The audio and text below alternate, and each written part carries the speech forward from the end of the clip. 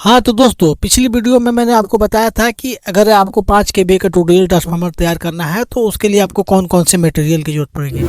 और उसमें कुछ मैंने आगे बताया था। आप देख सकते हैं कि यहाँ पर ट्रांसफार्मर के साथ 2 रबड़ मिलते हैं, एक बड़ा एक छोटा। तो बड़ा ट्रांसफार्मर के लिए इसलिए नीचे रखना होगा ताकि कोई उसका भाग ज़मीन पे यानी कि बॉडी में न टच करे।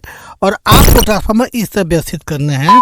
आप देख सकते हैं कि जो न्यूट्रल लिखा हुआ है वो आपको पिछले हिस्से में चला जाता है कि आप न्यूट्रल पर आराम से उसको कस सके।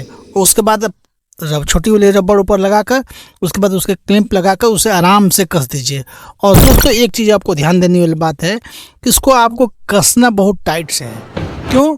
क्योंकि मेन वजह आप ये समझ सकते हैं कि अगर एक ही नट पर ये ट्रांसफार्मर टिका हुआ है, अगर उसे टाइट नहीं कसेगा तो लूज हो जाएगा। लूज होने के कारण इधर उधर घसकेगा, ट्रांसफार्मर छील सकती है। ट्रांसफार्मर छीलने के कारण बॉडी में करंट आ सकती है या फिर ट्रांसफार्मर डिस्टर्ब भी हो सकती है।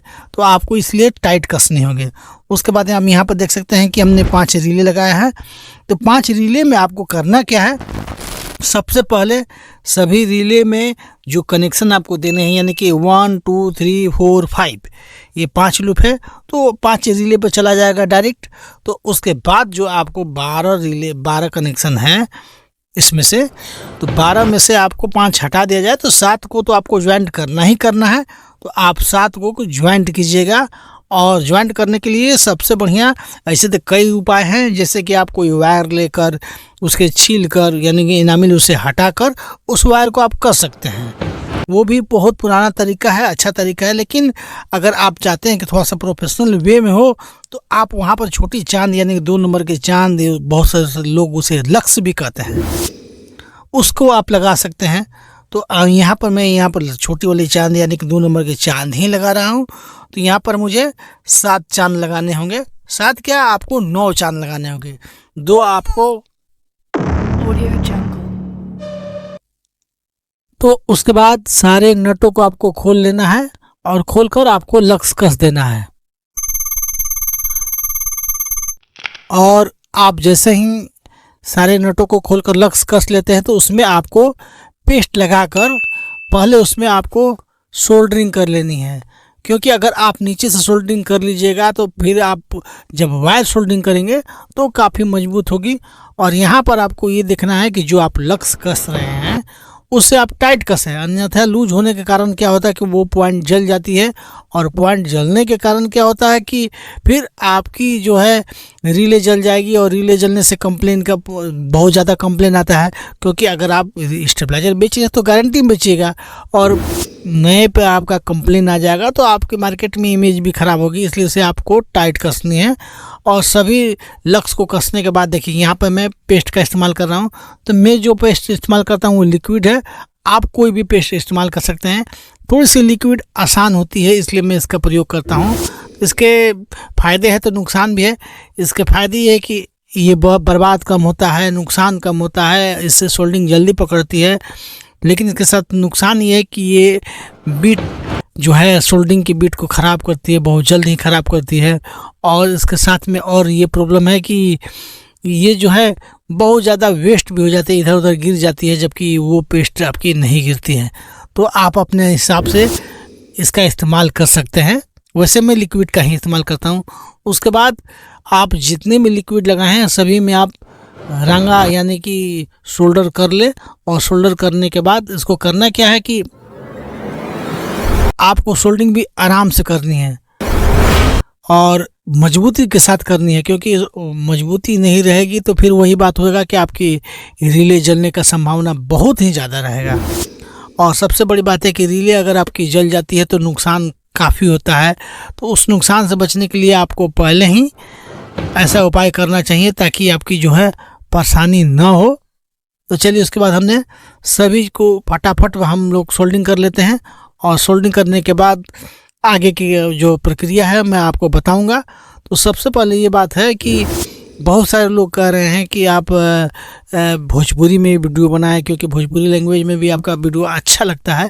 तो आपको अच्छा लगता है तो आप ऐसा कीजिए कि कुछ कमेंट कीजिए, कम से कम 20-50 कमेंट आएंगे तो फिर अगली बार से मैं जो वीडियो है सब भोजपुरी में ही अपलोड करूँगा।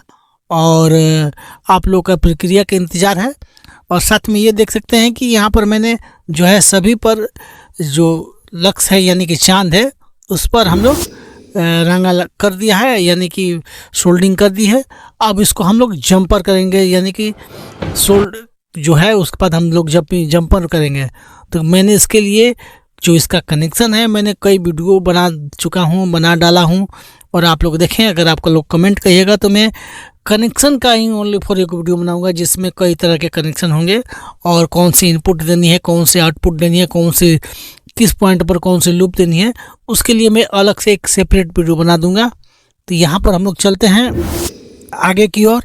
तो यहाँ पर आप देख सकते हैं कि सब हम लोग जो है व्यवस्थित कर लिए हैं। अब यहाँ पर हम लोग जंपरिंग करेंगे। तो जंपरिंग के लिए आपको वायर जो है कम से कम आपको 2.5 mm या 4 mm आपको जंपर करना। उससे पतली वायर से आपको जंपिंग नहीं करनी, क्योंकि जब लोड पड़ेगा तो उस जंपर पे भी लोड पड़ेगा और अगर आपकी पतली वायर रहेगी तो वो जंपर जल जाएंगे।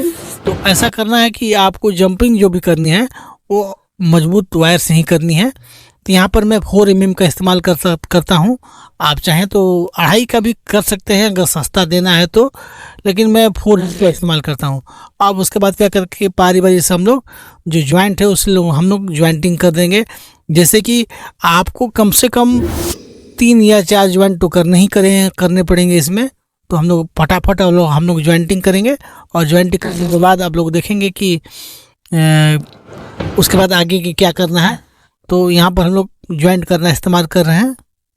अच्छा, एक चीज़ और है, बहुत सारे लोग क्या करते हैं कि जैसे ज्वाइंटिंग करने के लिए पुराने तो केबल का या पुराने वायर का भी इस्तेमाल करते हैं।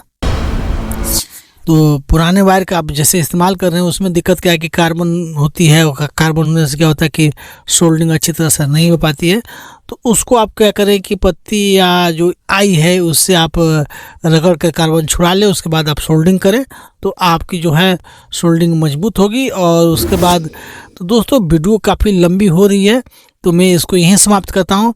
फिर मिलेंगे हम लोग नेक्स्ट वीडियो में, क्योंकि ये लगभग फुल एपिसोड बनेगा। और ये बात यह है कि मैं धीरे धीरे इसलिए बना रहा हूँ कि बहुत सारे लोग कमेंट करते हैं कि आप बहुत जल्दी वीडियो फास्ट फॉरवर्ड कर देते हैं, हमें समझ में नहीं आता है। इसलिए मैं पूरी असेंबल की सीरीज लेके आया हूँ। लगभग ये आपको 5 या 6 वीडियो में बनेगी, और लेकिन आपको अच्छी तरह से समझ में आ जाएगी।